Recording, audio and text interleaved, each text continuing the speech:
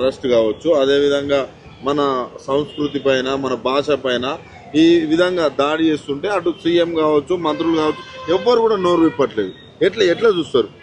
ఇప్పుడు పోలీసింగ్ అంటారు, పోలీసింగ్ అంటే పెత్తనం. వాడు మన ఆలోచనల మీద పెత్తనం చేస్తుంది, థాట్ పోలీసింగ్ చేస్తుంది. మన కల్చర్ అంటే సంస్కృతి మీద పెత్తనం చేస్తున్నాడు. లాంగ్వేజ్ పోలీసింగ్ భాష మీద పెత్తనం చేస్తుంది. చూస్తున్నాం కదా ఇడుపు కాగితం ఎట్లా జరుగుతుందో. దాని అంత పెద్ద రచ్చ కావాలా? దాని మీద ఎందుకు? కాగితం అనేది సంస్కృత పదం, అది కాగజ్ అనేది హిందీ పదం, ఉర్దూ నుంచి వచ్చింది కాగితం. ఆంధ్ర కూడా అదే, ఇక్కడ కూడా అదే. భాష మీద అంతే. పేరు పెడితే ఏంది? పేరు పెడితే అంతే. బలగం సినిమాలో అరే ఎముక మూలుగు కోసం అంత కొట్లాడుకుంటారా అని పెద్ద చర్చ చేసిన కదా అప్పుడు. ఆ సినిమా బలగం వచ్చినప్పుడు వాడికి తెలియదు. కేరళలో పెళ్ళి అయితే బ్రాహ్మణ పెళ్ళి, అది నంబుద్రీస్ పాపడి కోసం పాపడి రా అంటే వాడు ఇవ్వకపోతే కొడితే గొడవలైన చీలిపోయింది.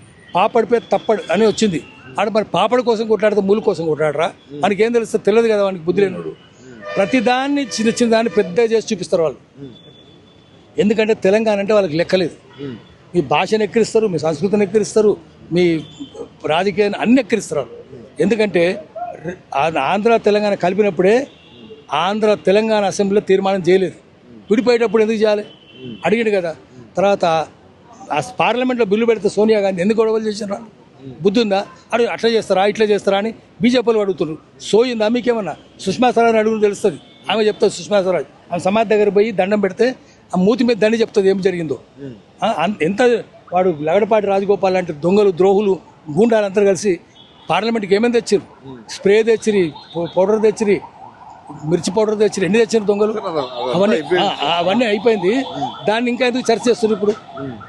ఇప్పుడు ఎందుకు చేస్తున్నారు? అయిపోయింది. దాన్ని డిప్యూటీ సీఎం వచ్చి ఇక్కడ ఛాలెంజ్ చేస్తున్నారు, కానీ ఇక్కడ సీఎం కనీసం మాట్లాడరు. ఎందుకంటే వీళ్ళు బానిసలు. వాళ్ళకి అప్పుడు బానిసలే, ఇప్పుడు బానిసలే, కట్టు బానిసలు, స్లేవ్స్ వీళ్ళు. అందుకని మనం గట్టిగా చెప్పాలి. మళ్ళీ తెలంగాణ సమాజం లేచి కూర్చున్నది. ఇప్పుడు కూడా 10 క్షణాల క్రితం కూడా వాళ్ళు ఫోటోలు తీయడం, ఏపీ పోలీసులు ఇక్కడికి వచ్చి మనం అడుగుతుంటే మన ఫోటోలు తీస్తుంటే మన జర్నలిస్టులు పరారు. అంతకుముందు వచ్చి ఫోటోలు తీస్తున్నారు. మాది ఎందుకు తీస్తారు? మేము ఇక్కడ కూర్చుంటే మా ఫోటోలు తీస్తారా? ఆంధ్రలో వస్తారా? నిన్న కేవీఆర్ దగ్గరికి ఆంధ్రలో పోతారా? పోయి కేవీఆర్ని కొడతారు. ఇంతకుముందు కొట్టిరి, టార్చర్ చేసిరి, 3rd డిగ్రీ పెట్టిరి. ఆ అమ్మాయినేమో రమ్మని బెదిరించిరి. ఇప్పుడు అమ్మాయిని కూడా తీసుకొని అరెస్ట్ చేసి తీసుకుపోయారు. భుజం మీద నడుము మీద చేస్తారా? లాగుతారా? నడుము మీద చేసి ఆడపిల్లని లాగొచ్చా? సిగ్గు శరం ఉందా? నేషనల్ హ్యూమన్ రైట్స్ కమిషన్లు వేస్తే, ఉమెన్ కమిషన్లు వేస్తే వాళ్ళు జైలుకి పంపిస్తారు. మరి ముఖ్యమంత్రి మూతి మీద దండాలి కదా చంద్రబాబు నాయుడు. ఆ పోలీసులను ఎడమకాలతో దండాలి. వాడు దండకపోతే మనం దండాలి.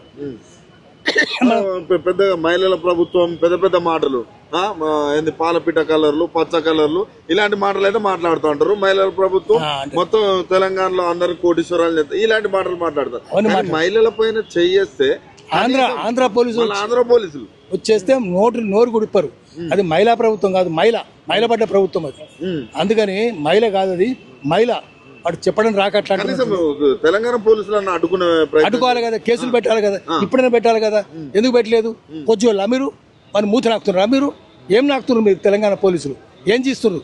అందుకనే తెలంగాణ పోలీసులు కూడా చెప్పాలి, చదువు చెప్పాలి, శాస్త్రం చెప్పాలి, నీతి చెప్పాలి, చెవులు పిండుకున్న రాజ్యాంగం నేర్పాలి. మామూలు నేర్పొద్దు. ఈ బగలగొట్టిన రాజ్యాంగం ఇదిరా అని చెప్పాలి వాళ్ళని. అందుకని అది మీడియా చేయాలి పని. వాళ్ళు చేయరు కదా, సోషల్ మీడియానే చేయాలి. ఒక్క పత్రికల వార్తలు వస్తున్నాయా? ఎందుకు రాదు? ఇంత జరిగితే ఎందుకు రాదు? పత్రికలు అంతా దొంగల చేతులు ఉన్నాయి. బుద్ధి సిగ్గు శరం లేని వాళ్ళు పత్రికలు నడుపుతారు. అందుకని దాంట్లో ఏముండదు. పెట్టుబడికి కట్టుకథకు పుట్టిన విషపుత్రికలు ఆంధ్ర దినపత్రికలు అన్నాడు శ్రీశ్రీ అన్నట్టే ఉంది. అది పత్రికలు గోరంతలు చేస్తాయి, గోల్కొండలు దాచేస్తాయి. సిగ్గు శరం లేని యజమానుల చేతులు ఉన్నాయి. 3600 ఎకరాలు కబ్జా పెట్టింది కదా రామోజీరావు. ఆయన నడిపేది ఏం పత్రిక? ఆయన నడిపేది ఏం ఛానల్? మొత్తం ఛానల్ అన్నీ ఆంధ్రాలో చేతుల్లో ఉన్నాయి, పత్రికలన్నీ వాళ్ళ చేతుల్లో ఉన్నాయి. తెలంగాణ చేతులు ఎక్కడ ఉన్నాయి? సీఎం అనుకుంటే అయిపోతుంది కదా.